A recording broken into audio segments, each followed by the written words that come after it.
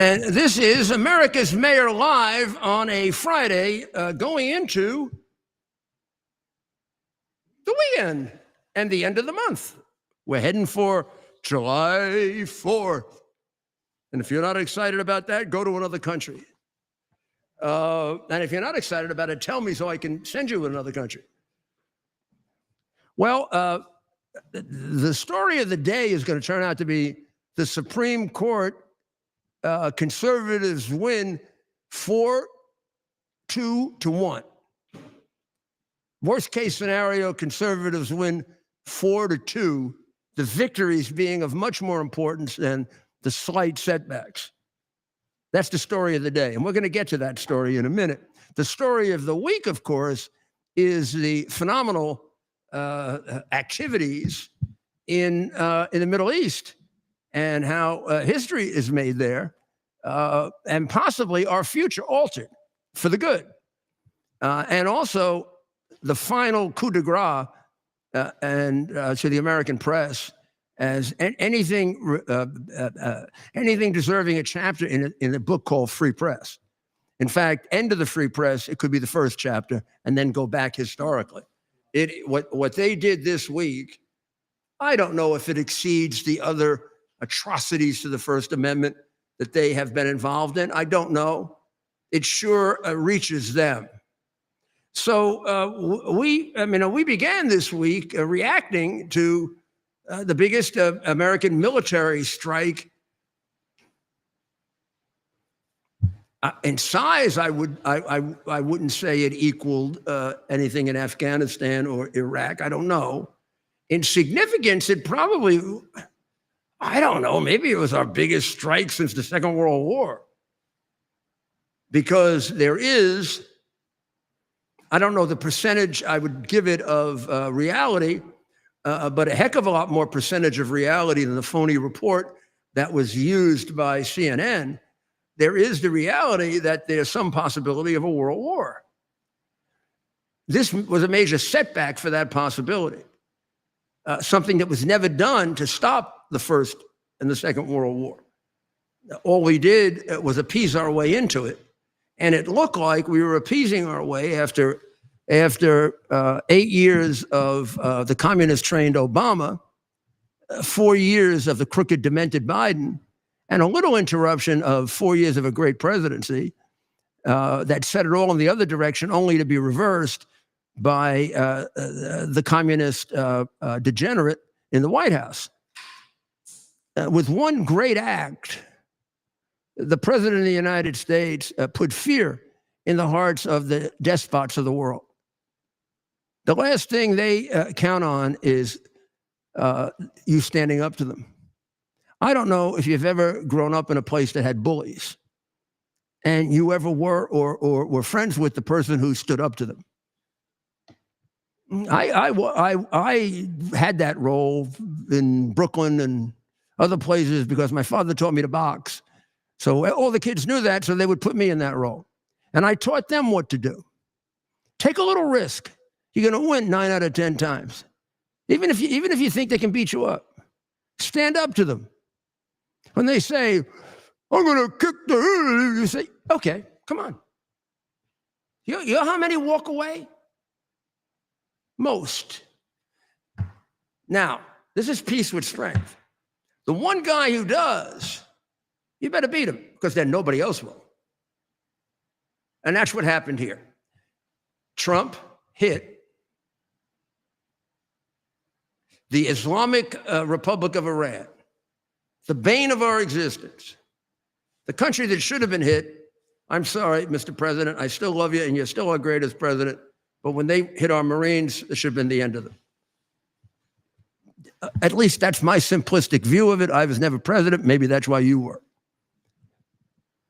Or maybe the fact that I wasn't is why we're in the position we're in now. God only knows. But in any event, we finally hit them back.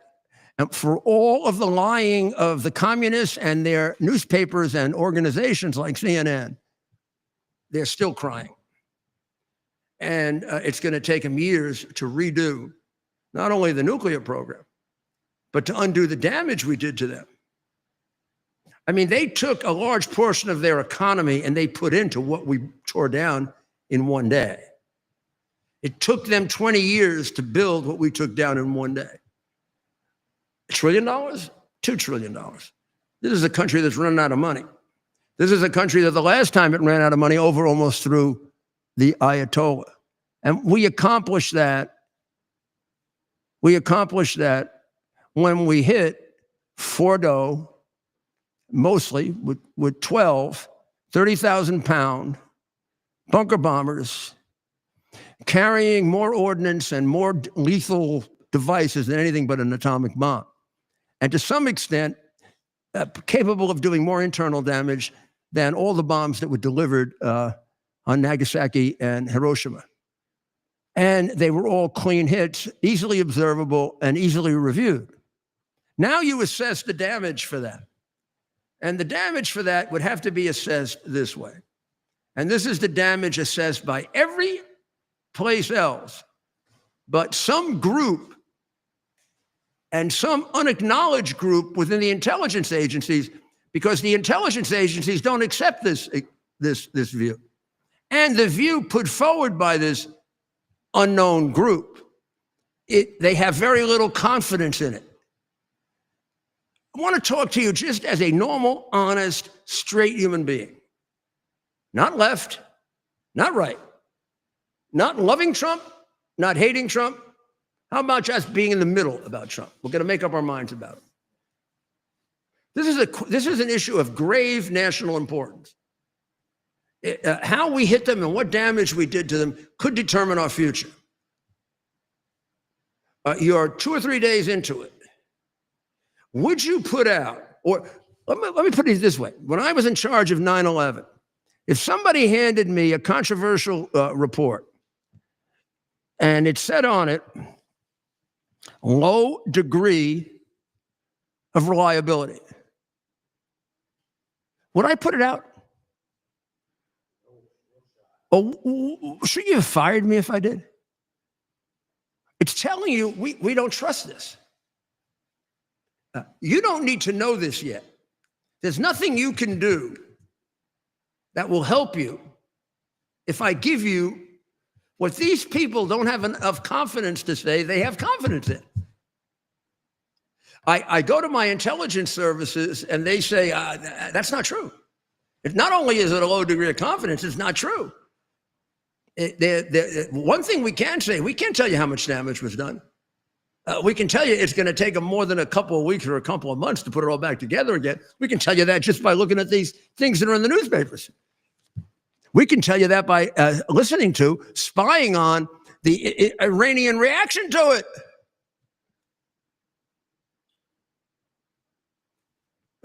Why would a loyal American print a report that demeans the American effort, that puts America at a slight disadvantage, based on something in which whoever concluded has a low degree of confidence?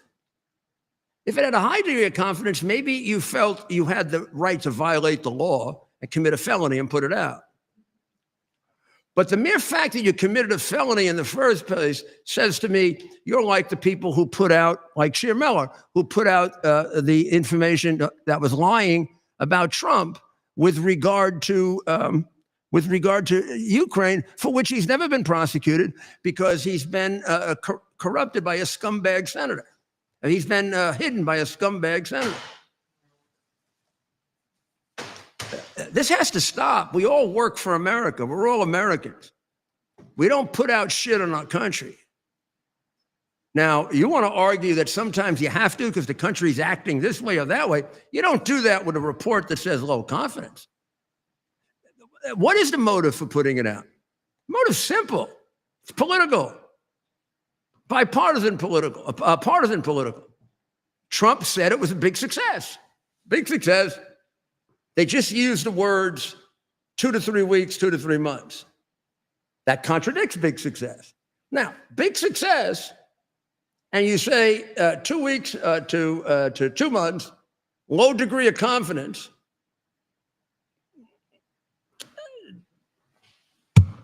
That doesn't do anything. particularly when he can put out 4 reports from neutral sources saying it was devastating, including internal Iranian reports. So all that has to do, and I hate to spend the time on it, but I didn't do it. And it's got to be counted because it was all over the newspapers. It wasn't presented by CNN, the New York Times, MSNBC, and all of the other damn communists. I'm convinced now they're communists, and they're working for China. It wasn't put out by all of them to tell you the truth. I don't know if they felt compelled to tell you the truth. They would have told you this conclusion is so weak. It came out with a low degree of confidence from people who are willing to criminally leak and hate Trump. That's the truth.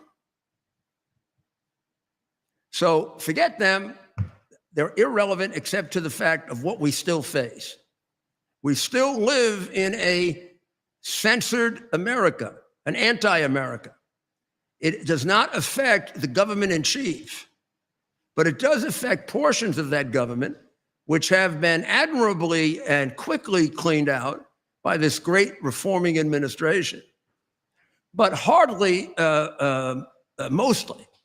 So you're going to face things like this constantly. But this time, unlike the last Trump administration, you're not going to be fooled by it. Because at the beginning, when things would come out from the Trump administration, which seemed to contradict him, it was, it was the Trump administration. It wasn't the Trump administration. It was the guy who was, in one example, it was the guy who was left behind. They hit him, who was Biden's representative to the National Security Council, that actually encouraged in 2016, January of 2016, encouraged 4 Ukrainians to illegally go dig up dirt on Manafort, Eric Jr., and the entire Trump group. In other words, he invited Ukrainian collusion only to mask it, because they do projection as Republicans inviting Russian collusion. Except they didn't add the one thing to the Trump charge that was false, that was true about them. They paid for the Ukrainian collusion. Minimum $1.1 million. They used a crooked law firm that is now complaining that they're being deprived of security clearance. They laundered it through a law firm. And they made false entries as to what the nature of the payment was. Sound like something Trump was prosecuted for? But not Hillary Clinton. That old bag is still around. That's right. She's still around. That is one thing we can pray to God, and we can say, and we all worked on this. I'm sure everybody will listen to me. We kept her out of the presidency. Who the hell knows what she would have done? She was a real wild card. She's a real wild card. She could have gotten us into a world war, because her left-wing communist philosophy is her own. She's not capable of, her narcissism is so great that she's not capable even of being a communist. Her husband is all narcissism, and that's all he is. Political ideologies don't matter. It's just daily pleasure for Bill Clinton that matters. And that's why he wants to make you like him, and that's why he defiles the Oval Office. But she is much more cunning. So after this week of what happened in, in the Middle East, and all of a sudden, right now, the war is over. I wanted to see if we can get Dr. Maria on that subject, and a couple of medical subjects that came up about which I am confused. There's only one place I go for that. She's the best diagnostician I ever met. So we'll be right back after we take this break with Dr. Maria.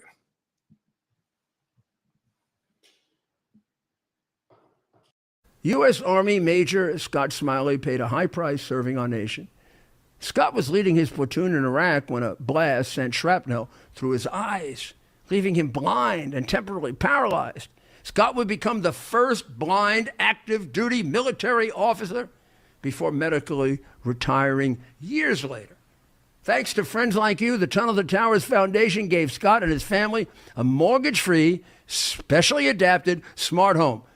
Show your support for America's heroes now.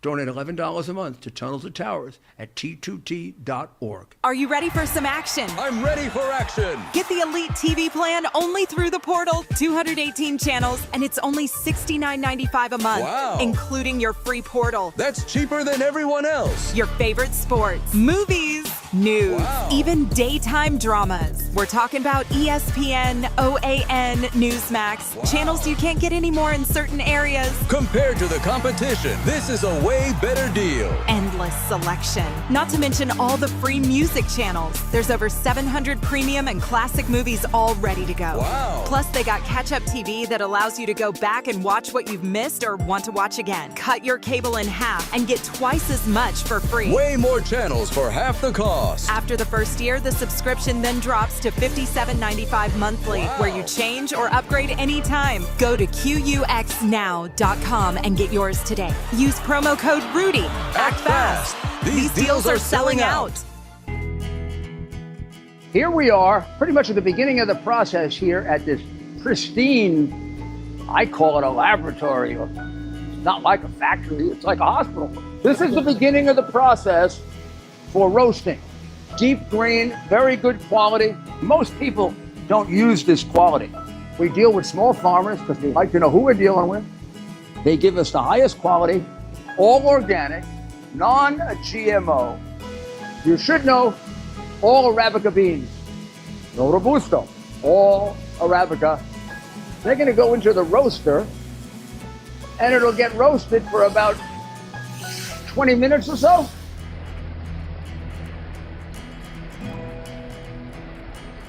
Oh my goodness, look at these. My goodness.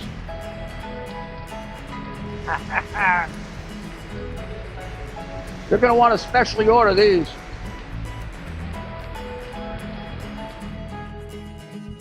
This is what goes into Rudy's coffee.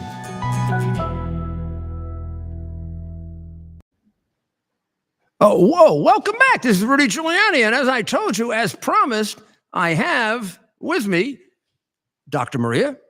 And let's begin. Let's begin with what you have for us. You have something you wanted to tell us about health. And I am so disturbed about the World Health Organization. you should be. They really failed the world during the pandemic. I can't defend my own government, but the World Health Organization is supposed to be all about science, all about research. They totally failed the world. Even today, breaking news, they say they don't have enough information to say that COVID-19 started as either a lab leak or a bioweapon. It was on your show, the Common Sense podcast, that I provided a document from 2013 from the main scientist from the Wuhan lab that talked about that they were manipulating, and they were successfully manipulating the bat coronavirus. So I was stunned to hear today, June 27th, 2025, that the World Health Organization is still a puppet of the Chinese Communist Party. Well, I mean, we knew you knew that going into the. Yes, I knew that. You know, going into the whole thing, it was a puppet of the Red Chinese, and Trump really never played ball with them, and eventually took us out of them. Yeah. But Biden, they dominated Biden. Right.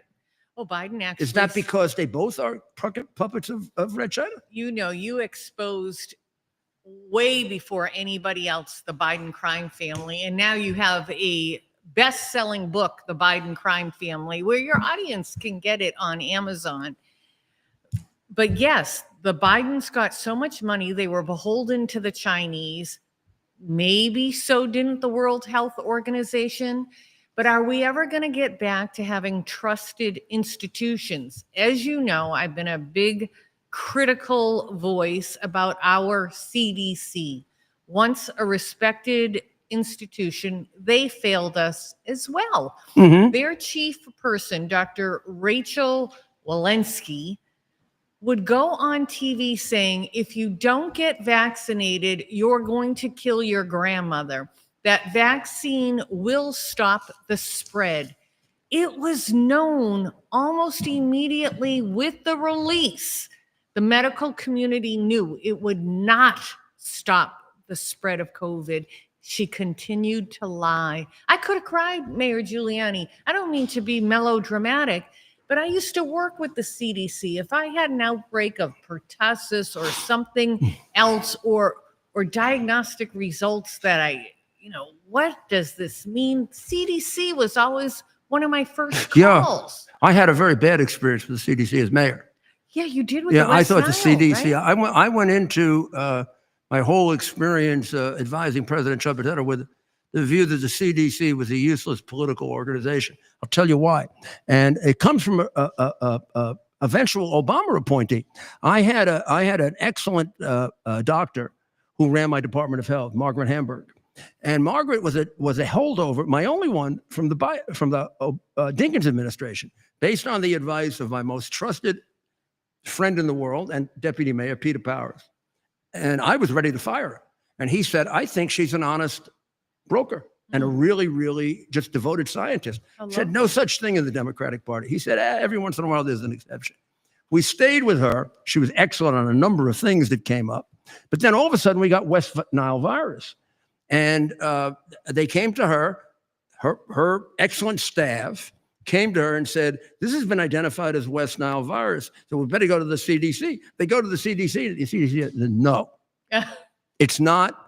There's never been West Nile virus, and there isn't West Nile virus. They kind of think it's a ploy by New York to get more money. What? Not understanding the fact that Margaret Hamburg was a much higher level than them.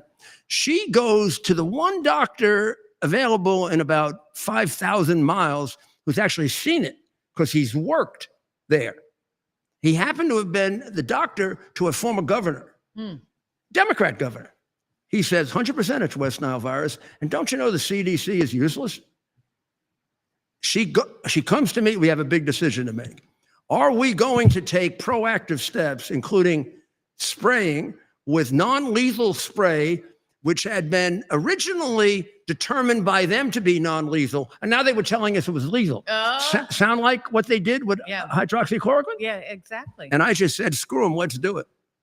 And we did it for 8 days. And you saved lives. Well, if we hadn't done it, we were projected to have had like 5,000 to 10,000 deaths. We had less than a dozen. And I really do think, and it's Margaret Hamburg, who never gets the credit for it, by taking that preemptive action, we really slowed it. We still have West Nile virus, but at a very low level. Yeah. I think we would have had it. We even had some cases. Yeah, but I think we would have had it at a much higher level. Yeah. Was that your first administration or your second? It was the beginning of my second. Your beginning of your second. Interesting. But I would have done it the day I was mayor. Yeah. No, I was just curious. I mean, the day I became mayor, I was the mayor. I remember with Bill Bratton, we had a shooting in a mosque in Harlem. And they're calling me because they had to call me about everything or I fired them. And they said that one of my guys, I used to spy on him too. One of my guys called up and said, Bratton's not going in. He thinks there's a sanctuary.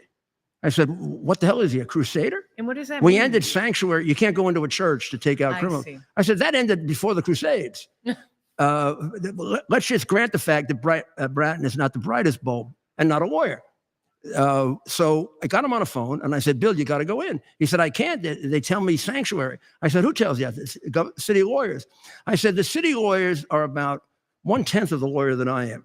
And now I'm going to put my lawyer hat on. You're right about that, Mayor Sanctuary went out around the Middle Ages. It doesn't exist. It only exists in the minds of people who don't pay attention to law school. Boy, he can be manipulated. Number right? 2, Bill, if they're not in there in 15 minutes, why don't you come back? I'll get a new police commissioner.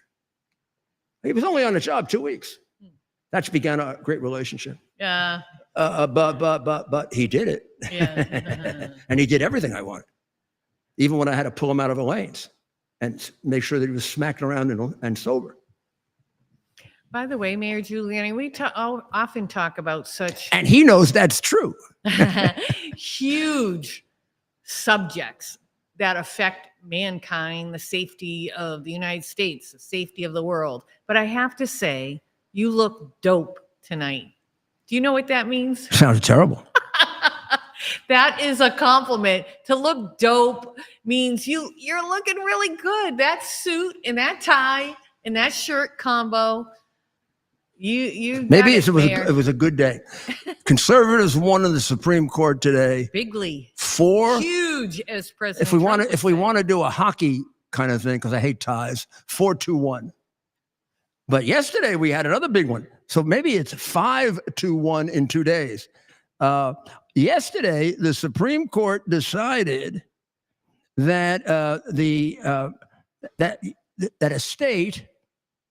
a Democrat state, cannot stop parents from interfering with messing around with the sexuality of their children. How about that? Yep.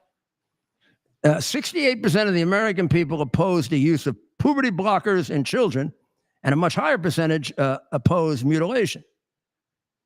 Even Democrats do.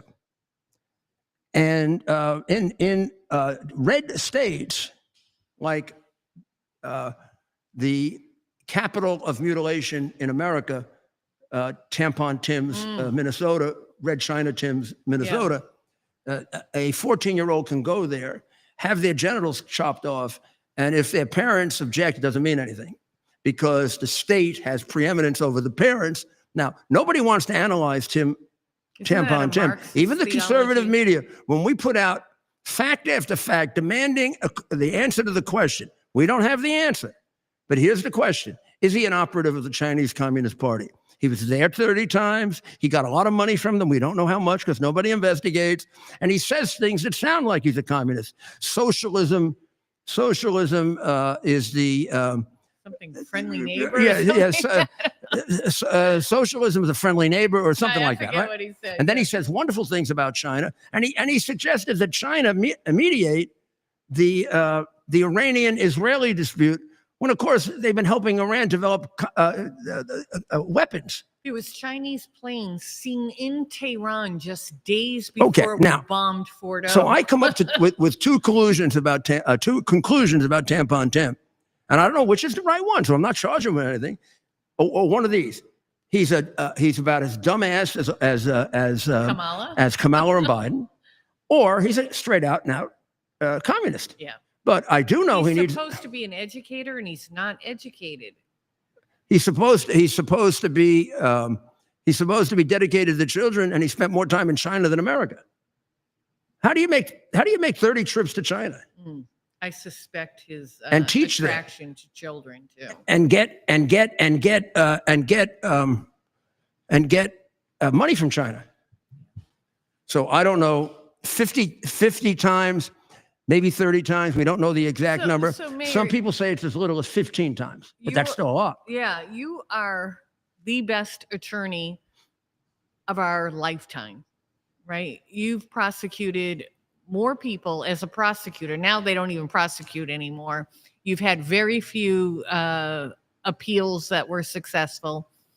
What does that mean? Does that mean states like Minnesota, who had these laws that minors could go there and they wouldn't tell their parents, does that mean that's all illegal now? Well, it means we're on the road to that. The decision was a little narrower, but sort of aims itself at that. It basically says that there are certain human rights that states can't overcome. And we've never been able to actually clearly determine what are parental rights. And it looks like they're getting very close to doing that. Okay, I hope it's gone a little further than that. I know today Supreme Court said parents can opt out. Now, this was taken all the way up to the Supreme Court by some Maryland parents, God bless them, who said, I can't afford to send my kid. Everybody says if you don't like the curriculum, go to a private school. We can't afford it. We don't think public schools have the right to put these sexually explicit books in my children's hands or read to them. And the Supreme Court said, you know what, parents, you are right. You can opt out of having, and I may get the alphabet wrong, Yeah. LGBTQ plus. You can opt out.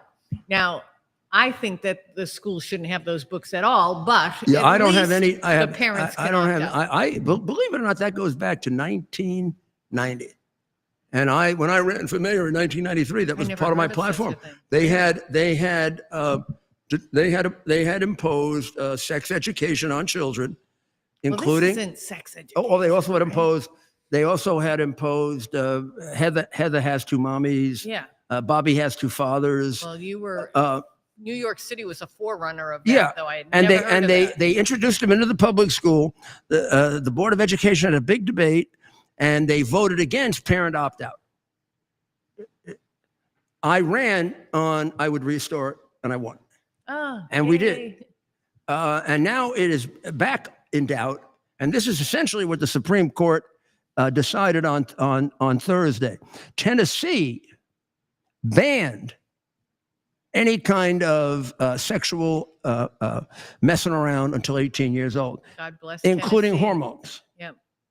And they were challenged by the left-wing communists that make up the Democratic Party in order to fulfill Marx's goal of making the children property of the state at 2 years old. I don't think you realize that when the Democrat Party does that, that's the communist long-term 150-year plank they are trying to achieve. The former governor of Virginia almost said that when he said parents shouldn't have anything to say about the children's education. The state should. Oh, dear. Karl Marx could have said that. Yeah. Supreme Court said, sorry, it's a violation of the 14th Amendment. You don't have a right to take away the right of the parents to have a role in the education of their children or in the health of their children. At least not until they're beyond, what do you call that? When they're in majority, which is 18 years old. Yeah. In some states, it's 21. So until then, who gets to make decisions for children? The parents, as has been true for 2,500 years, or the corrupt government? Well, the communists say the corrupt government. Everybody else, all Christians, all Jews, all Muslims, all religious people, all decent societies say the parent. Yeah. Amen. And the Democrats belong on the indecent part, right here. God bless us. The abuse, and I say that word strongly because it was abuse. It is abuse of what we did to our children in the 4 years of the Biden administration. We've never seen the likes of it. The statistics for depression, anxiety, gender dysmorphia were through the roof under the Biden administration. They confused these poor children. Can you imagine having low self-esteem, which a lot of kids do, and all of a sudden, if they're a little girl and they say they're a boy, their left-wing parents, the left-wing media are all hailing you as a hero. You're going to say, well, I want to be a boy, even if you don't feel it. This was such abuse, and to put some of those children on medication. How about the poor minor children who were female who had their breasts removed and had hormone therapy and may never be able to have a child? We know a very famous one, Chloe. She was around 15 years old. She was on hormone therapy, had her breasts removed. She becomes an adult and she says, what the heck? I am a woman. I am a woman without breasts. My facial structure has changed. My body has changed. I may be infertile. And this is what they did to me. That poor girl may never know what it's like to carry a life which is her God-given right. That's what we were built for. A man and a woman were built to procreate, and we robbed that. She's just one of hundreds of stories of young people who were abused through hormone therapy and or gender reassignment. That's absolutely eloquent, Doctor. Thank you. I could see you were emotional about that. Yeah. I'll give you another victory. Another nice victory. They do them all at once, and therefore they get all melded in. And this one, there was no one big one, but about 5 or 6 really important ones. How about my good friend Henry Dargan McMaster? Henry Dargan McMaster is the current governor of South Carolina. He was an assistant U.S. attorney when I was associate attorney general. He worked for me, and I helped select him with the help of Strom Thurmond. Henry Dargan McMaster. And I was at Henry's house so often, I got to talk like him. And Henry took me on a tour of Columbia, South Carolina, and he said, Mayor, I never act like a braggart, but this is the McMaster Library at the University of South Carolina. Nice. My family was quite prominent. I hope you don't hold it against me in the what do they call it in the South? They don't call it the Civil War.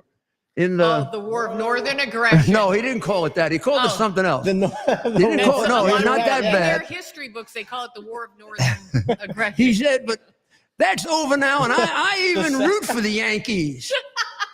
I even root for the Yankees. And I said, why do you root for the Yankees? Because he says they're winners. I said, well, you're right. You're right, Henry. You're right. Henry went on to be a great attorney general, a great lieutenant governor. Henry is a great governor. Henry brought the case against Planned Parenthood. And he said, I do not want to give money to child killers. Yeah. The biggest killer of children in America is Planned Parenthood. Please don't feel sorry for Planned Parenthood. Like the Democratic Party, it has an evil beginning.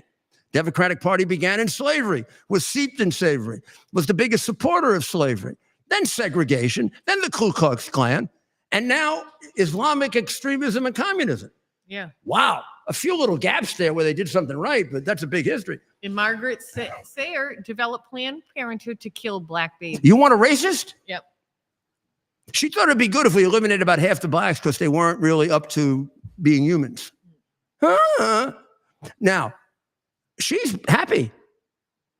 In Harlem, a couple of years ago, I got to look at the current statistics. There were more black children that were killed by abortion than were born. They're going negative. She's helping to get rid of poor blacks. Are you happy, Margaret? Are you happy, Planned Parenthood? So he took money away from them. He said, in my state, we don't believe in killing babies. And you, Planned Parenthood, are a bunch of effing liars because you say you don't mostly do. But every time we try to get your books, you don't spend money on anything else but killing babies. You're big baby killers. I ain't giving you no money. They sued him. And they lost. They won. Henry couldn't do what he wanted to do as governor. It went to the Supreme Court and Henry won. The Supreme Court said, I know that you liberals and communists are trying to change America and make us part of a one world Chinese dominated group. He didn't say all this, but they meant it.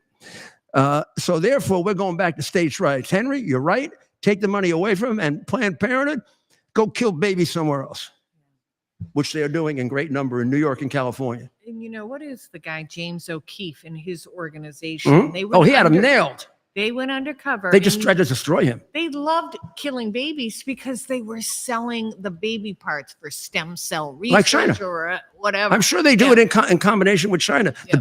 One of the biggest businesses in China is selling human body parts. And they take it from the Falun Gong, mostly, and then from some of the other religious groups they go after, including Christians. We Christians are almost equally as prosecuted there as the Uyghurs, who they're trying to eliminate. There are just too many of us. Yeah. And we go underground. But we also, and this is why the Cardinal, I think it was from Florence or Milan, wasn't selected, because he made the deal with China under Francis to allow the Chinese to appoint some of our bishops, which I believe has been reversed by Leo. Quietly. And I think he's getting some of those cardinals out of jail. Well, Pope Leo today is saying he wants unity in the Catholic Church. So hopefully he's going to listen to why a lot of us have been concerned that we were moving away from Catholic values. And what the heck's wrong with Latin Mass? Well, Nobody has been able to explain to me why even the federal government, the Department of Justice, under President Biden, went after Catholics who went to Latin Mass. I don't get Well, it. in some ways, I'm going to give it the most innocent explanation it can get. That the government got confused by the prejudice created by the Catholic Church. Some of these bishops and cardinals treat the people who do the Latin Mass like there's something traitorous about them. Yeah, I don't get. Can you explain? No, why, I cannot though? explain it. I just believe they have become, like, for example, Francis was more a product of liberation theology than Catholicism. He hated. Now, the I'm Latin sorry. Mass. I'm sorry. I'm not a theologian, but I sure know a hell of a lot about it, and I'm not owned by it. Mm. I mean, a lot of priests that have to give you this stuff are owned by it, and they'll give you half the truth.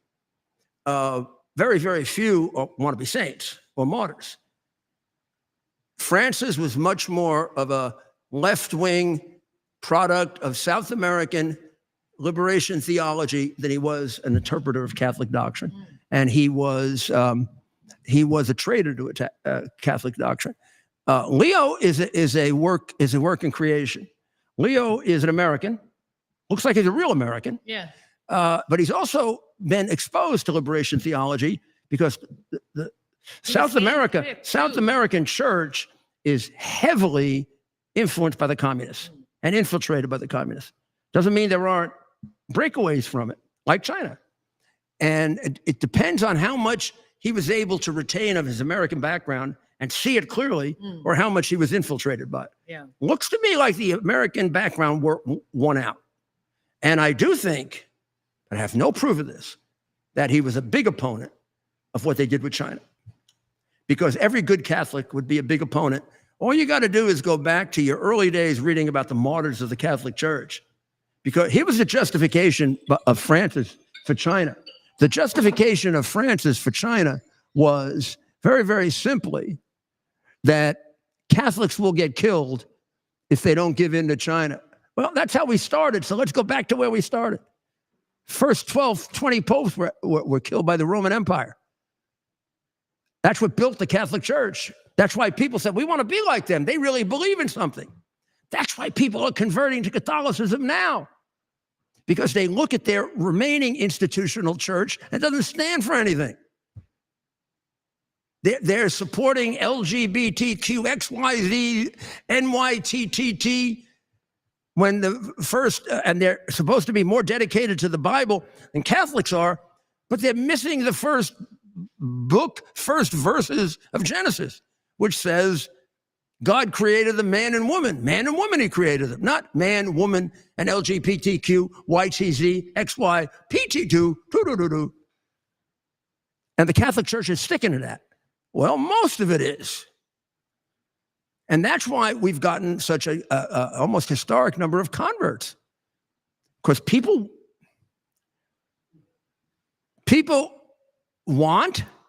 need a rock. They need a rock. They need something to believe in, and they inherently know that there is objective truth. It may be beyond them.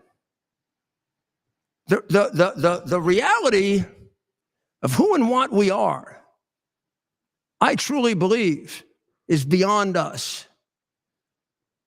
Not only do I truly believe this, but in a non-religious way, so did Socrates and Aristotle and Plato and Thomas Aquinas and all the great philosophers, which is why they struggle so hard with philosophy. Because we don't have an all-encompassing final explanation. And now you want to know the reason for it?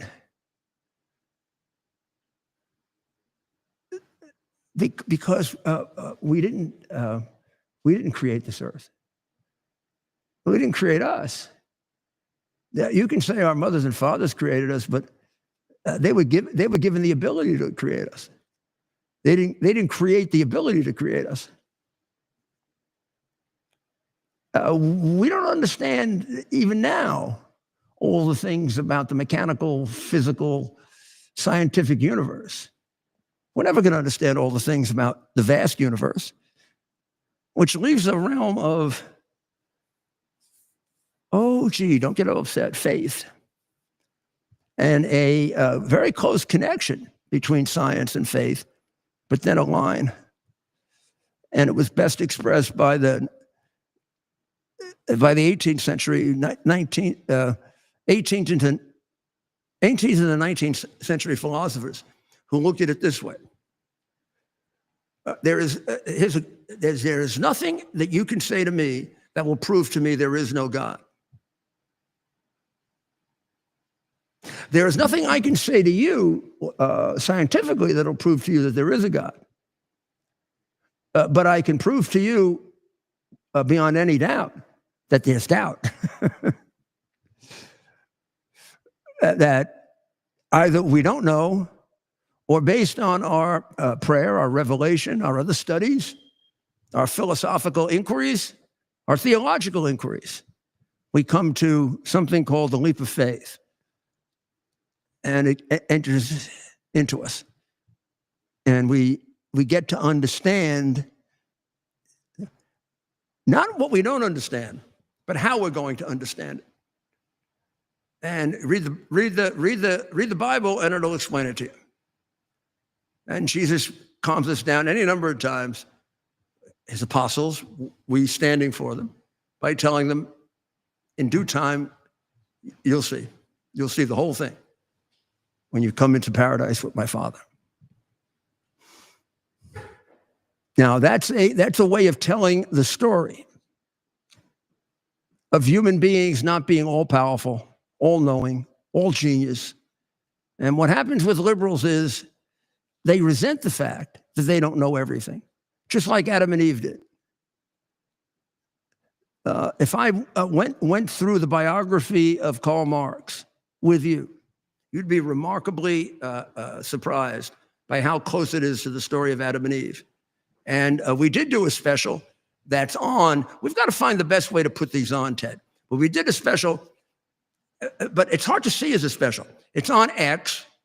It's an interview with Ali Reza, Jeff Sardardi. It's a very, very necessary interview. I'm sorry, I hate to say it this way, for you to listen to. It's very necessary for you to listen to because it'll give you the background of Iran that you're not getting from the left-wing press, right? You're not getting it from the left-wing press, nor are you getting it really from the right-wing press, not on purpose. They just don't have the time for it. And that is the key facts on Iran.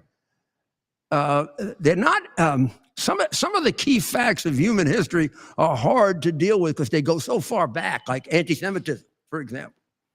We're going back before written history. Even the development of what I'm talking about, the pre-Socratic philosophers, the Socratic philosophers. But the development of Iran and what you absolutely need to know about it, maybe you could take it back 50 years if you really want to do the classic comic books version, or you take it back maybe to the 19th century and the ends of the Ottoman Empire and the beginnings of the new Persian Empire, and then really the key starts with the first Shah, the second Shah, his being thrown out, his finally being thrown out, and the Islamic Republic of Iran taking over and what it stands for. And then being brutally honest about what it stands for and being brutally honest about the appeasement and weakness of the West that helped to create it, much like it did Hitler.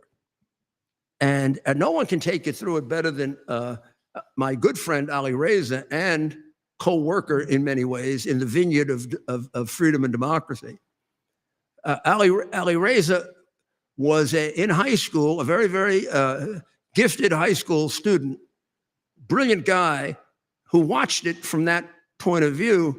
One of his best friends having been killed by the newly arrived and imposed original Ayatollah. There've been 2 Ayatollahs. And he can take you through the whole thing, including the attempt to kill him in Arizona. So I recommend getting it. It's on, Ted, it's on X, right? Right. And how do they find it? What do they ask for? If they were to go on X right now, how would they get it? Well, if they were to go on, Don't go off me yet. No. yeah, don't go off yet. Maybe we'll pin it. Should we pin it? After this episode, we'll pin it. But if you go back 2 days, we have a link directly to it. Let's see how we Want to pin it for the weekend? Yeah, so we'll pin it. Check out. Just go right to his X. We'll put it after tonight's show. We'll pin it.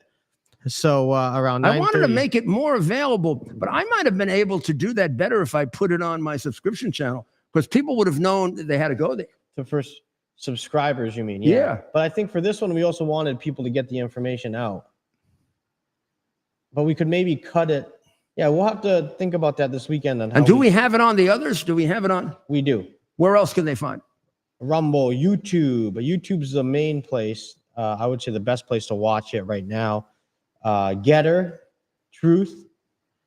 Truth? Does Truth have? I didn't think Truth could do that. So I think we have a link to it, and I think it links But it back if you to go on YouTube. Truth, you have to link to somewhere else. It's posted on Truth, but when you click on it, it'll take you to YouTube, I believe. Come on, President. We got to get Truth Social We'd like to Live. be on live every night. Yeah, let's see. Yeah, we'll look into that too. He's always on Truth. Well, He's we're gonna truthing try. every day. We're gonna work this weekend. In case I forget when we sign off shortly, I want you to make an effort to listen to the Ali Reza. It's a podcast, more in the nature, if you're aware of or remember my Common Sense podcast, of which I did hundreds. And they're a great library, really, if you want to trace some of the history of January 6th, you want to trace the history of the 2020 election, the dispute over the 2020 election, or the black hole of the United States under Biden and the deprivation of human rights. It has great stuff on that. And then when we went to America's Mayor Live, and then eventually the Rudy Giuliani show, we just didn't have the time to do it. But now we're going to try and see if we can work out a schedule that's more reasonable, and we'll have the opportunity to do maybe one of these a week or every 2 weeks. Because here's what they offer you. They offer you a more in-depth analysis. Like if we have Ali Reza on, he's usually on for a good deal of time because he has a lot to say that's important, but we still have to cut him off. And there are things I leave the show later that night and I think of all the things that you didn't learn about. And it's a tragedy because they've been deliberately kept from you. So you will more easily accept when they reach their paradise, which is when they make us no longer America, part of one world, which some of them think will be run by the Klaus Schwabs and the Prince Obamas, but really will be run by Red China, who'll wipe them out so fast it'll make their head spin. So to get that it really requires more than me. It requires reading. But maybe if I can get you into the podcast, I can get you into the reading, because we always recommend books and things to look at. You have got to train yourself, no matter how hard it is, to do your own research, because so many people lie to you, and it's so effective. Unless you build up your own independent intellectuality, they'll get you. That's what they're counting on. So we're going to take a short break, and we'll be right back.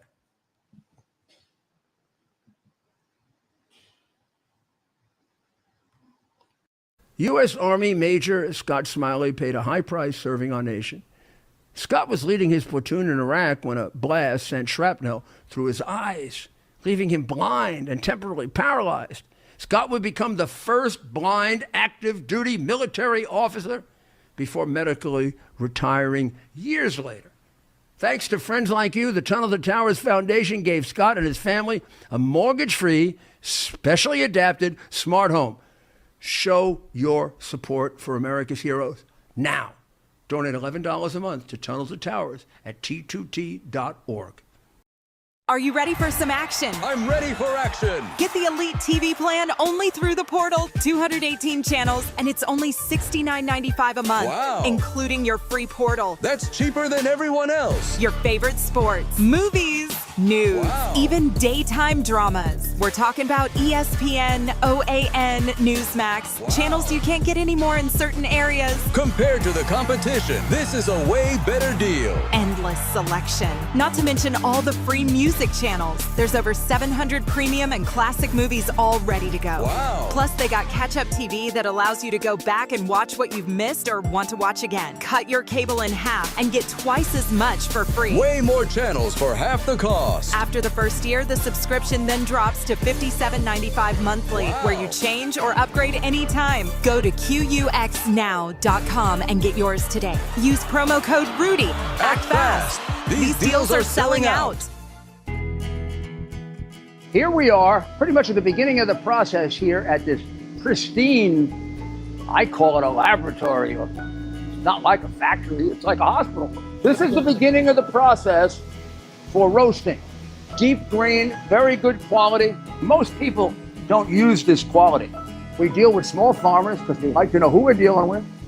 They give us the highest quality, all organic, non-GMO. You should know all Arabica beans, no Robusto, all Arabica. They're going to go into the roaster, and it'll get roasted for about 20 minutes or so.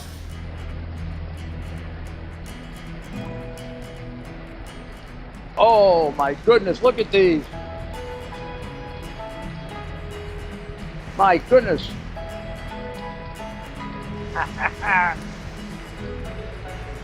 You're going to want to specially order these.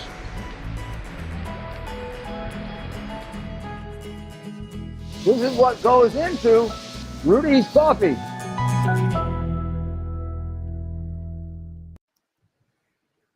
This is Rudy Giuliani again with America's Mayor Live. This was such a exceptional week in American history.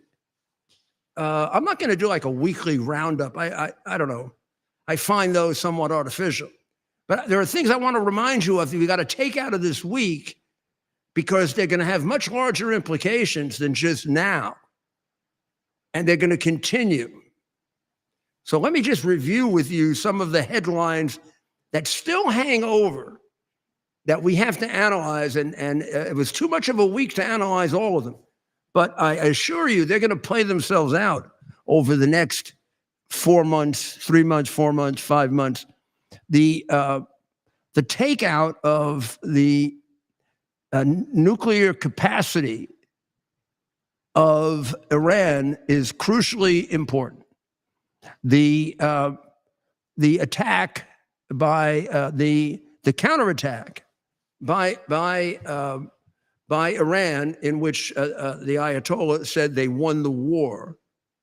And NBC, CBS, particularly CNN, did everything they could to support that vicious lie by using a non-intelligence unofficial report, which had clearly marked on it low confidence as a major headline, and breaking news is despicable. It is, there's no question that report, let's say it was true, hurts the United States. It shows that its mission that it spent all this time on, all this work on, was roughly a failure. Now, if you're an American and you have that report in your hand and you read it and it says of low confidence or very low confidence, doesn't that say to you, this is probably not true? Why would it say very low confidence? It certainly says that we can't tell it's true yet. So let's say it turns out to be true. Exactly what value is it in putting it out right then? What's going to happen by putting out them and waiting a week and finding out if it's true or false, and then maybe a country really had a victory? You know what stops you? The fact that you're a goddamn communist, that's what. And because this woman who did it for CNN is the same one, and I have personal reasons to have feelings about this, is the same one that put out the 51 lies, spies who lied. When in fact, you could read that very similarly and say, why am I putting this out? This can't be true. This thing became known to them a day and a half ago. It's a gigantic document. How could they have reviewed it? And isn't it a little, now here, any person of marginal intelligence or any person that's an investigative reporter, and God almighty, any lawyer that ever worked for me or he'd get fired, would immediately have looked at the middle of that and said, the reason they give for making this very, very broad accusation that Trump and I are operating from Russian collusion. Gosh almighty, I did more to combat Russia than all of them combined. Most of what they did was completely ineffective because they didn't work for Ronald Reagan. And by the way, they're the architect. If you think that weapons of mass destruction was a big mistake, 2/3 of the people in that report were responsible for it. So you look at the report, and it says right in the middle of it that the reason they believe, this is the reason, they don't say they read it, they analyzed it, they looked at history, So the reason they're making this very, very bold accusation and terrible, terrible charge against me and the soon-to-be president of basically being traitors to the United States. The reason they're making this charge is the hard drive bears marks of Russian collusion. Okay, fine. And it sounds like a lot. Gee, you want to mention your best 2 or 3? Anybody writing that, I will tell you, having written a lot, that's trying to make a case, knows they're only going to make a case if they can put out 1 or 2 or 3 examples that are compelling. They didn't put out 3 examples. They didn't put out 2 examples. They didn't put out 1 example. They didn't put out a hint of an example. First of all, there were none. And if there were, they wouldn't have known it because they didn't bother to check.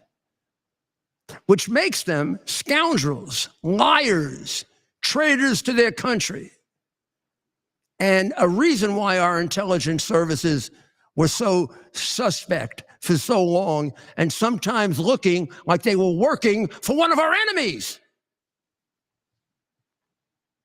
And they get away with it unaccountable. Big jobs with the communist media. Trump took their security clearance away, for which the dwindling communist media condemned him, and for which the rest of America applauded him, because who knows how much more they're sharing with our enemies. One of them would have warned China if we were going to attack them. Now, he's got so many medals, it knocks him over to walk with them. He's the only general I ever saw that has medals going down to the floor. A couple of those were for the Cub Scouts. The moment the guy said it, he should have been fired.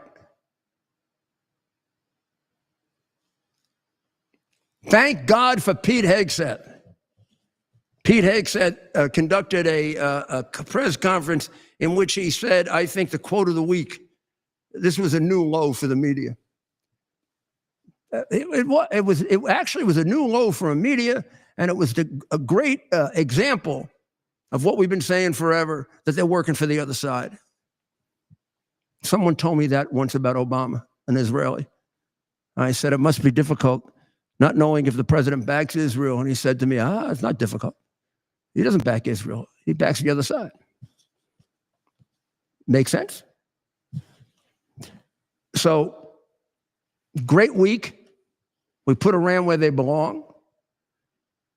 The axis that's so important to crack up.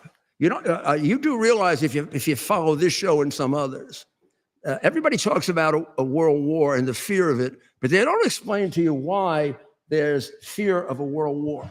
I'm going to show you why there's a fear of a world war in a very poorly written little thing I'm going to do right here, because I'm very bad at this, but I like to do it. Let's say it's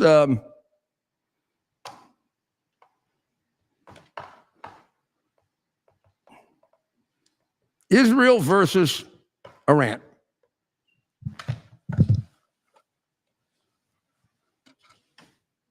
Can they see that? Teddy, can they see it? Okay. That's a regional war.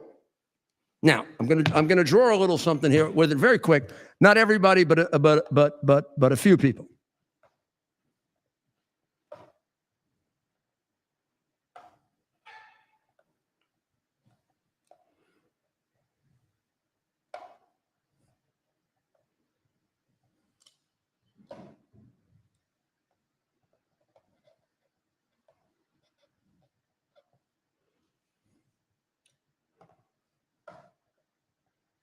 Here we go.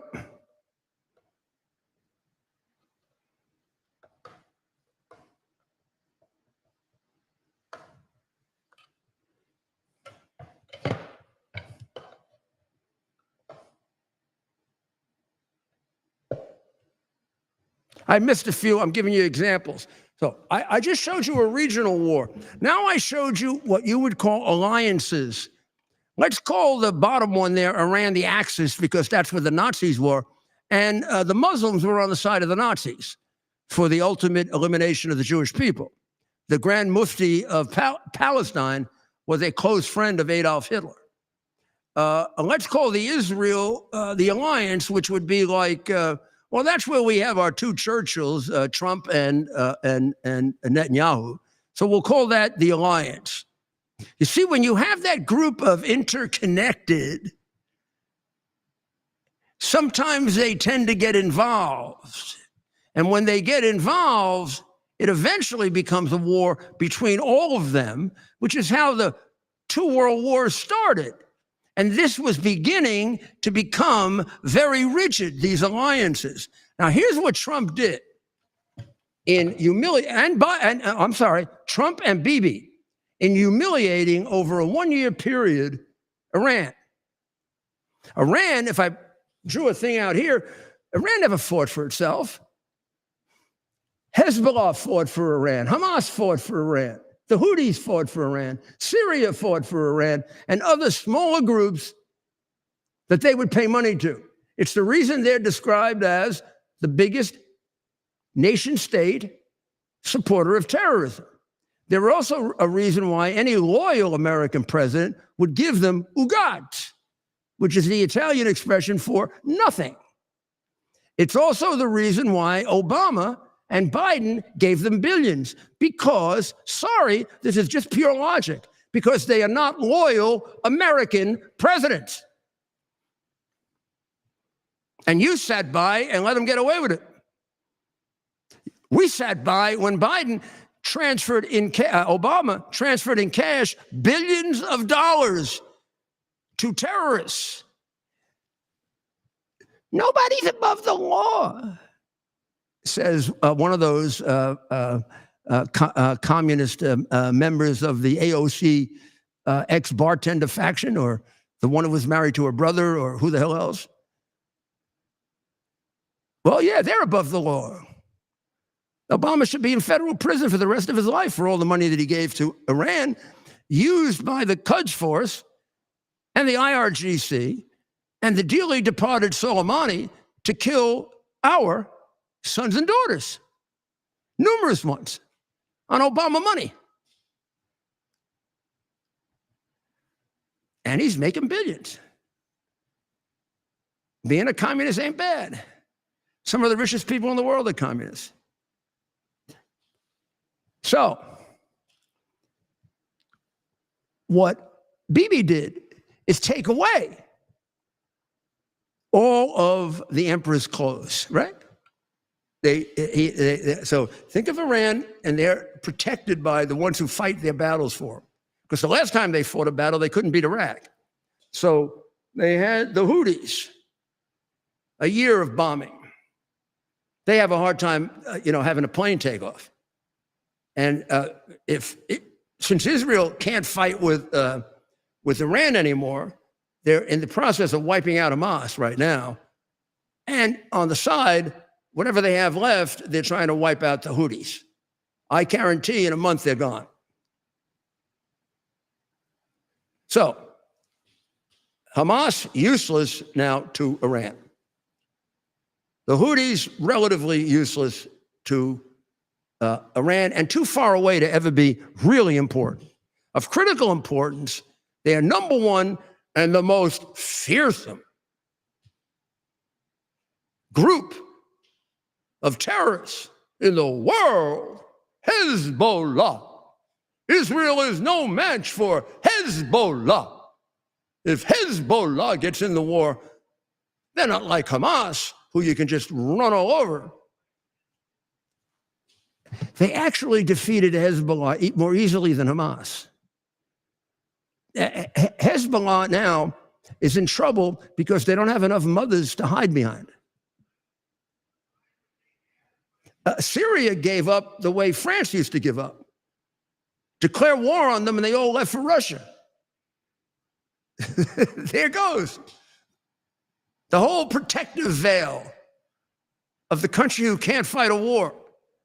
Iran, a country that fought a war with Iraq and they moved like 10 miles in 8 years and lost 1 million people. A country that offers zero defense from an airstrike, from a second airstrike, from a missile strike, from a drone strike, from a massive, one of the biggest in the world, aerial strikes. Not a single peep, not a rocket.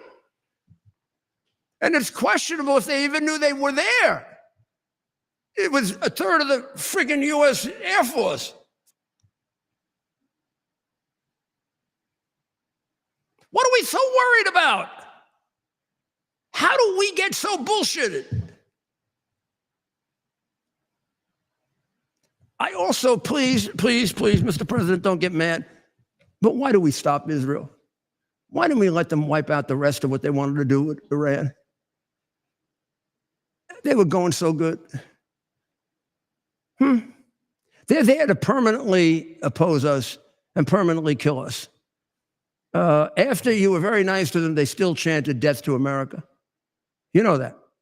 They held a demonstration after we declared peace, after Trump listened to the begging of the Ayatollah's people and took back Israel, because they may have lost their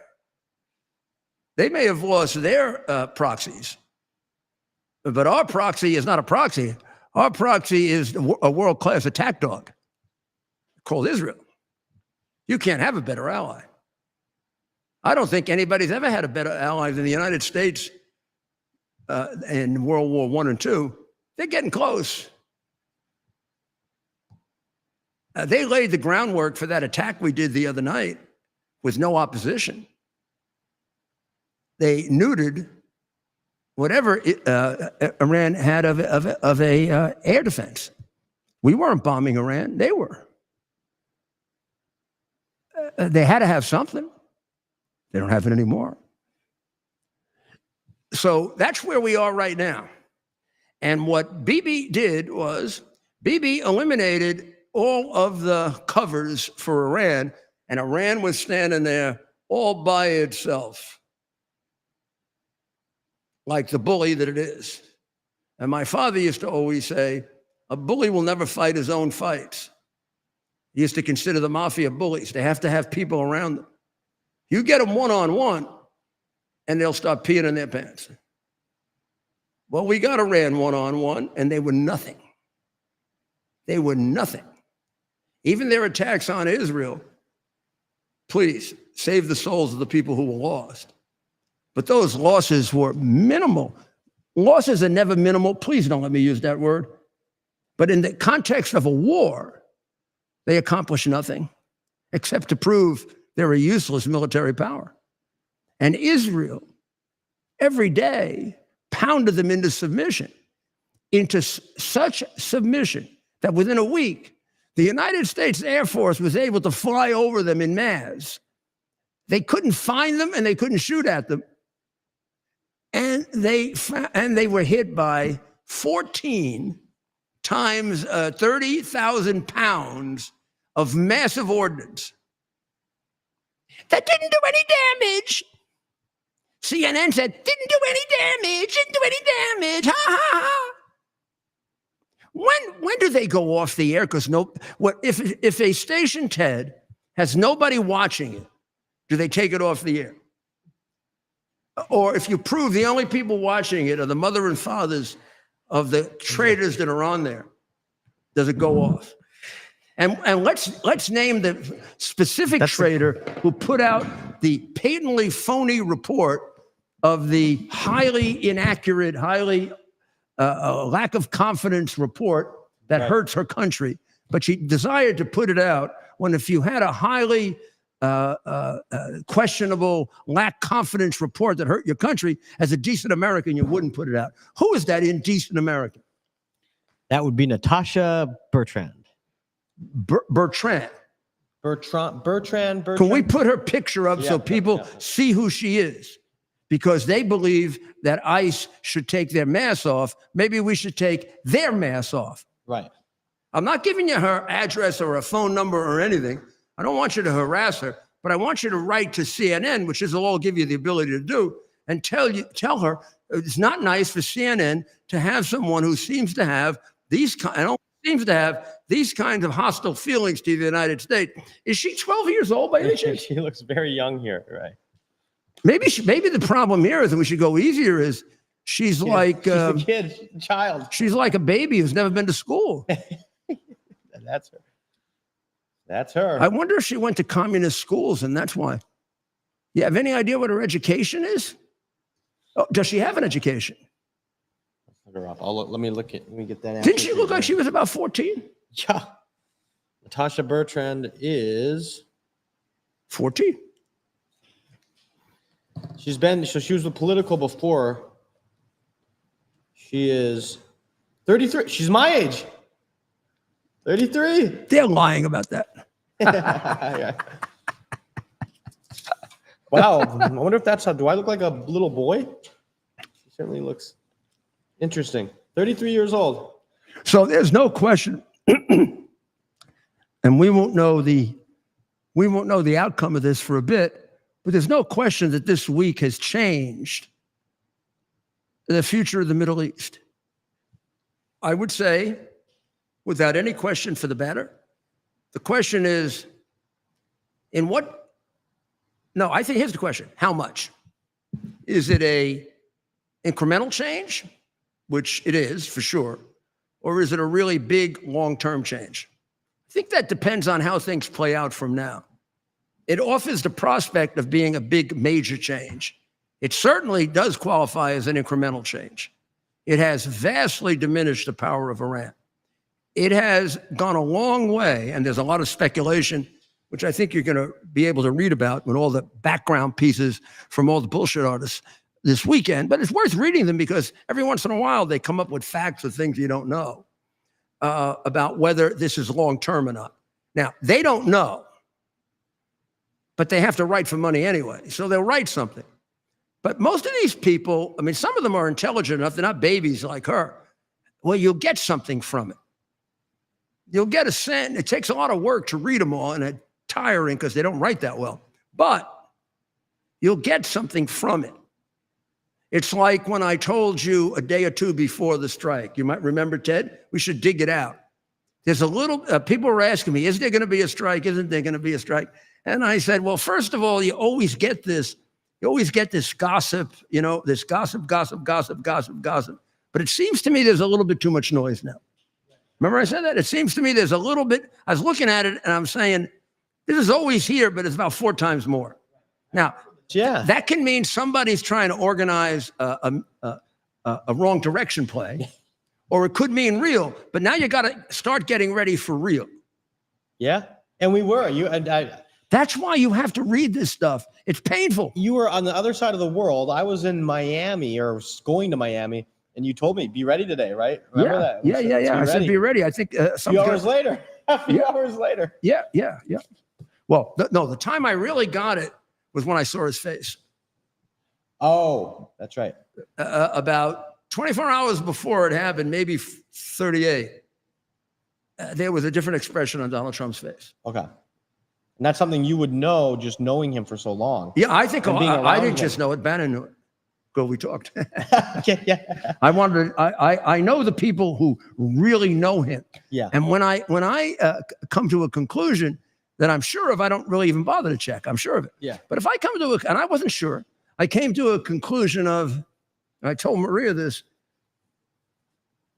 it looks different to me. But let me just check.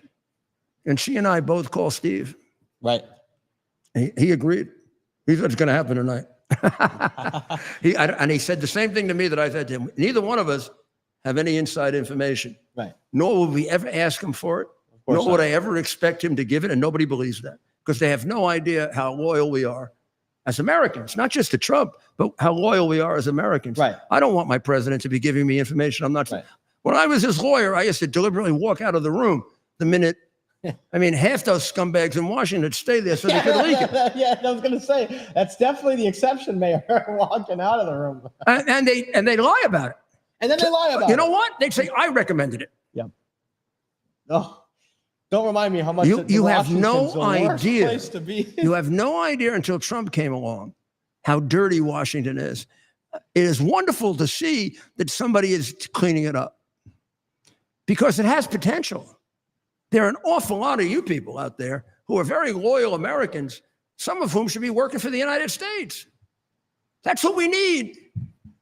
We need people who don't have to work for the United States, but need to. Right? Some of our founding fathers said that's well, first of all, it should be the citizen warrior, the citizen government official. But then again, the best people in government are the people who don't need the government job and who you go and get for their special expertise. Like when I selected Nick Scappetta for the Administration of Children's Services, which I've explained to you several times, but I don't expect you to remember it, but I will in the future. Right. Military successes fan regional concerns about Jewish states increasing powers. That's about the best thing that can happen to us. You know why? The Jewish state is the only one that's definitely on our side. And they don't get the fact that as an American, we're on a side. Isn't that nice? And it looks like it's written by Stephen Colleen and Summer Saeed. Military successes fan regional concerns about Jewish states increasing power. Well, regional concerns, get used to it. Grow up and quit the anti-Semitism you've been allowed to get away with, and then trade with Israel and make a fortune. But when the chips are down, condemn it. How about we say, no more, no mas. How about we all try being straight up? So this has been a transitional week. The level and direction of the transition, pretty much clear. The level of it and the long-term impact of it, always questionable based on future events. Now, on the downside, the election of Zohran Islamic extremist was a big blow. I have to say, most regretfully, not unexpected for New York. I saw it going in that direction years ago. Ted would ask me any number of times, can New York be saved anymore? And I used to tell you, as a person who has endless optimism, I'm not sure. I'm not sure if we haven't passed the point of no return in terms of the idiocy of our population. I love New York, And you people in New York can be insulted as you want.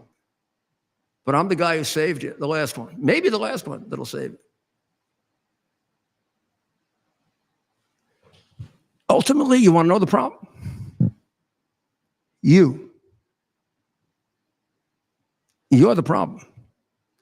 The Democrat Party can brainwash you, and the communists, and the left-wingers, and the teachers' union, and pro-Islamic extremists like Zodan Hubatuba.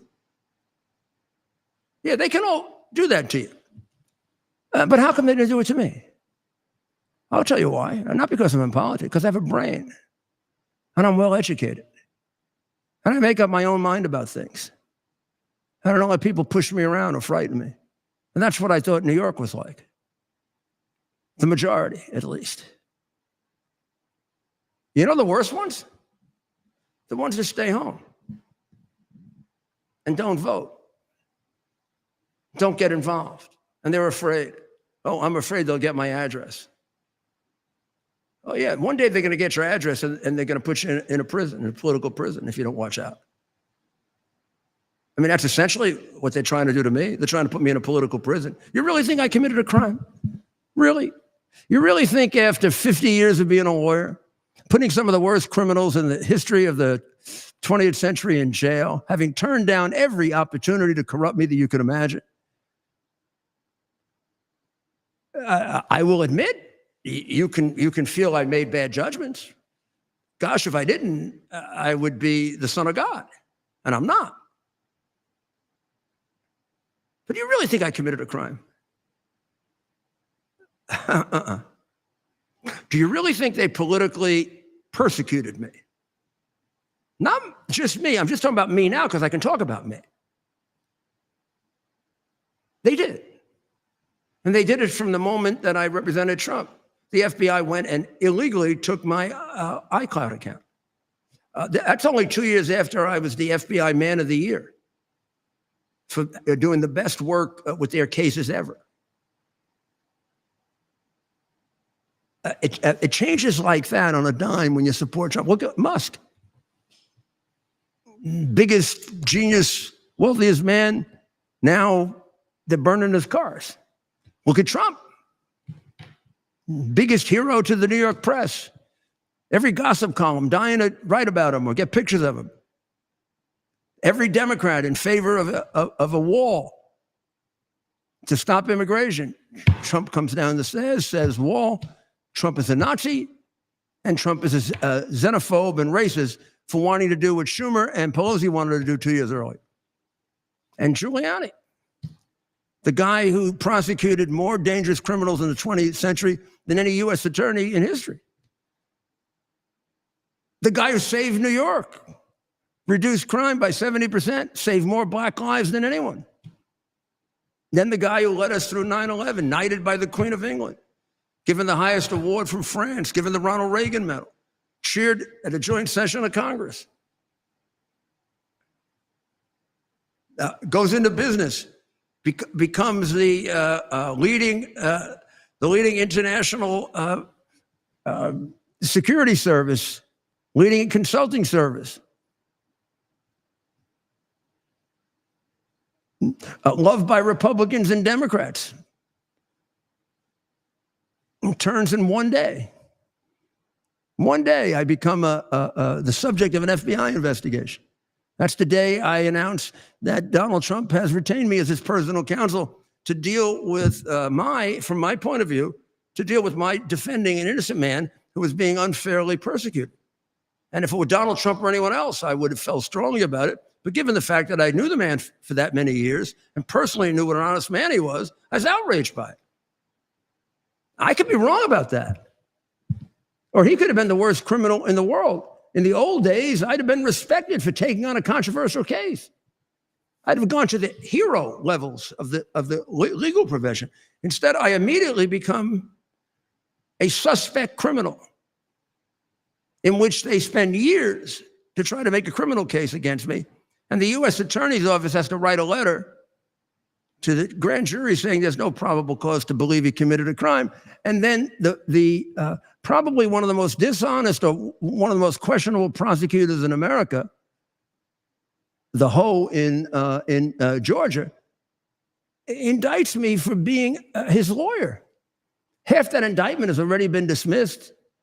And then we have a follow-on last-minute indictment in Arizona, again, with me and Professor Eastman and any number of people who were just representing our client on charges that they fail to credit with any kind of substance, and that is that the election was stolen. Well, they failed to credit it with any substance because it's damn true, and they're afraid of that. It's the same reason they would never tell the other side of January 6th, because if you told the other side of January 6th, you'd find out that it was orchestrated. And I knew that the night that it happened. So there's a lot at stake here. This week has unraveled a lot of it. We're very fortunate to have a leader that isn't frightened by any of it or set back by any of it. There's still a lot ahead and a lot of obstacles ahead, and I don't presume victory. We need your support. We need your help. We need you to stay together. Ultimately, in a democracy, it's public opinion that counts, because we'll get through the vote cheating and everything else so that your vote is honestly counted. Still a lot to do there, and Mike Lindell had a big victory in that direction this week. And what they've done to that man for the purpose of stopping us from being able to have free and fair elections is incredible, horrible. Never thought it could happen in America. And then I can give you lots of other examples like Papadopoulos and Navarro and, oh, gee, I can't even mention all of them. The colonel, the general, rather. Oh, General Flynn. Well, Ted, I don't know how you sum up a week like this. I mean, right? I mean, where do you start? We went into last weekend and we hadn't attacked Iran yet, right? Yeah, well, that's right. I mean, Right. Friday we were doing it from overseas, right? Right. And then the next day we stayed in contact and went live. I think you were back here. Yep. I was down south. Yep. And we end the week with our reporter, Kara, getting some good questions into the boss. Congratulations, Kara. He was, and you could tell with even his body language told me he was very pleased to answer that question. We're going to call him right now. Yeah. We'll call him. We're going to get off After the the phone. show. I know you want to hear the they wanna stay conversation, on. Keep but it I would on. never Keep do it that on. to the president. He did I call don't- us on episode. Oh, this was hundreds of episodes ago. Yeah, I know. We'll get him to do that one time. He And I called. even We were told in him- Florida. We were only a mile away. I don't even. He called us and he wanted to tell us who was there and talking about me. That's I think right. he wanted me to come over. Right. And he said, "Oh, these people love you." I don't know Mayor." if he heard us I say said, that. "Well, I'm on the air. Do you want to tell everybody?" He said, "What? Yeah, I'm on the air right now. You know my show." "Oh, yeah, sure." We put him on. We're gonna have to cut that. We have that cut. That was years ago now. That was 2 years ago. Cool guy. Cool guy. I pray. I'm going to end tonight. First, we're going to remind. We don't have to remind God. We've got to remind ourselves of our special pleas to God to protect the people of Ukraine who are still getting pounded, and it's not getting the attention, including from us, which we will cure on Monday. It's not getting the attention it deserves. But while everybody's paying attention to other stuff, that mass murderer Putin is just gratuitously killing Ukrainians. And whatever you feel about the war, whether you feel we should be giving them money, we shouldn't be giving them money, we should be in the war more, we should be in the war less, or Putin has a good reason, you're crazy if you think that, or even if you think it, or Zelensky's a crook, or Zelensky's right, no matter what else you think, he is now, for no reason, slaughtering innocent human beings. For that, you go to hell. There's no reason for any more. He's got what he wants. He's in a position of strength for his negotiations. What does he have to be? In a position of a little more strength and kill 1,000 people? Take away human life? Take away parents from their children? What kind of effing animal are you? That's the way Trump should talk to him. Sorry, boss. I'm going to call you now, but You got to get tough with the guy. It's called Rudy Giuliani's bestseller, Leadership, chapter, Stand Up to Bullies. Look him in the face and tell him, stop the damn killing or you're going to regret it, Vladimir. You like hanging around with all the broads? Doesn't happen when you die. And our aircraft can be terribly inaccurate.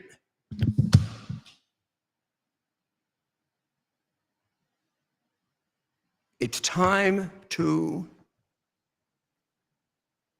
try to put this world on a peaceful course. The president is trying. I do believe it needs a little bit more of the strength, peace through strength. I thought this week we had a demonstration of it. I think the quick cessation of Israel took a little away from it, but not enough. But we need more of it. The more they see you as the Trump who ordered that strike, and not the Trump who was doing everything he can for peace, the more there's going to be peace. It's a hard thing to understand, but so pray for the people of Ukraine. Pray for the people of Iran. Pray for them that they survive, and pray for them that they overthrow the monster. I am for regime change 1,000%. I believe it's the only thing that'll work ultimately. Pray for the people of Israel who are under constant threat of annihilation because they're Jewish. Pray for the Jewish people because they are the most persecuted minority in our country, probably in the world. Certainly in what we used to call the free world. And pray for all of us Americans that we can find a way to come together, huh? We used to. We'll spend more time on that, God, I promise you, how we can come together. And pray for our president. He's a really good man, and he's trying really hard. And he doesn't make all the right decisions. If you thought he did, you're just being a suck-up, useless advisor. But he makes mostly the right decisions. And he certainly has the right direction. And if you are strong enough and able to talk to him, you can stand up to him and he'll listen to you and respect you. He won't always agree with you, but he'll listen to you and respect you. So pray for him too. And pray for us. And we thank you. We thank you for all that you've given us and even for the direction you've now helped us obtain. So you have a great weekend. Get yourself ready for one of the great American holidays coming up real soon. Start to think about it. And God bless America. It's our purpose to bring to bear the principle of common sense and rational discussion to the issues of our day. America was created at a time of great turmoil, tremendous disagreements, anger, hatred. There was a book written in 1776 that guided much of the discipline of thinking that brought to us the discovery of our freedoms, of our God-given freedoms. It was Thomas Paine's Common Sense, written in 1776, one of the first American bestsellers, in which Thomas Paine explained, by rational principles, the reason why these small colonies felt the necessity to separate from the Kingdom of Great Britain and the King of England. He explained their inherent desire for liberty, for freedom, freedom of religion, freedom of speech, the ability to select the people who govern them. And he explained it in ways that were understandable to all the people, not just the elite. Because the desire for freedom is universal. The desire for freedom adheres in the human mind, and it is part of the human soul. This is exactly the time we should consult our history. Look at what we've done in the past and see if we can't use it to help us now. We understand that our founders created the greatest country in the history of the world, the greatest democracy, the freest country, a country that has taken more people out of poverty than any country ever. All of us are so fortunate to be Americans. But a great deal of the reason for America's constant ability to self-improve is because we're able to reason, we're able to talk, We're able to analyze